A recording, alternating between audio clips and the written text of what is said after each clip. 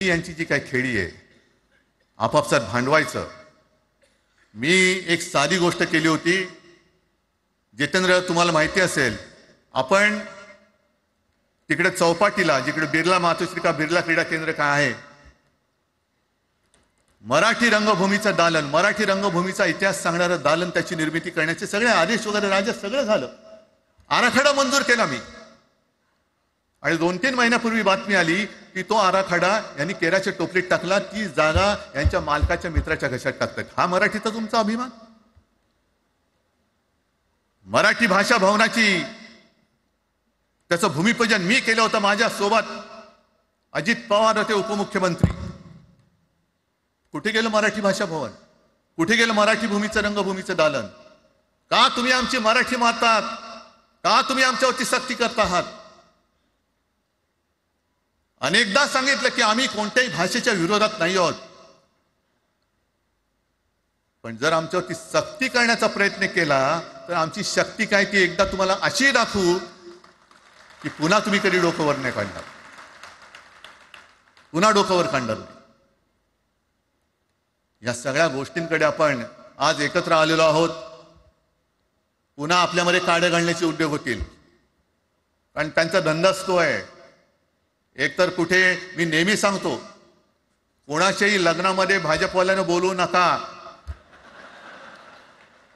येतील मस्त श्रीखंड बासुंदी पोळ्या बिळ्या खातील आणि त्याला नवरा बायकोत भांडण लावून दुसऱ्या लग्नात जेवायला जातील। बरं, एवढं केलं तरी बरं, नाही तर त्या पोरीलाच पळून घेऊन जातील, कारण ह्यांचं स्वतःच असं काहीच नाहीये।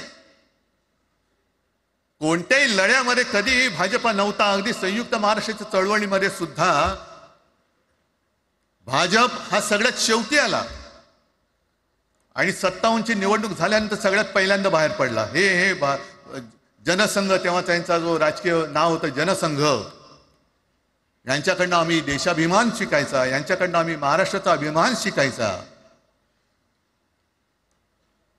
आणि आम्ही आपापसात भांडून ह्यांना सगळं काही बहाल करून टाकायचं। या सगळं विकून टाका, सगळा सत्यानाश करून टाका। अरे, आपली मुंबईच्या शिंदड्या उडवल्या जात आहेत। अख्खी मुंबई कोणाच्या घशात घालतायत? कोणाच्या? बघत बसायचं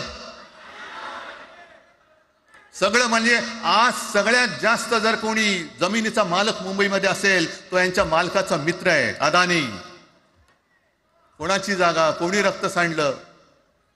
कोणी रक्त सांडलं? कोणी? ते हुतात्मा स्मारकाला वंदन करताना सुद्धा आपल्याला लाज वाटली पाहिजे। अरे, त्यांनी तर रक्त सांडलं, बलिदान केलं, पण त्यांनी रक्त सांडून मिळून गेलेली मुंबई जर का आपण राखू शकणार नसू तर आपल्याला लाज वाटली पाहिजे, शरम वाटली पाहिजे। म्हणून त्या रक्ताची शपथ घेऊन मुंबई आणि मराठीच्या रक्षणासाठी आपल्याला उभं राहायला पाहिजे।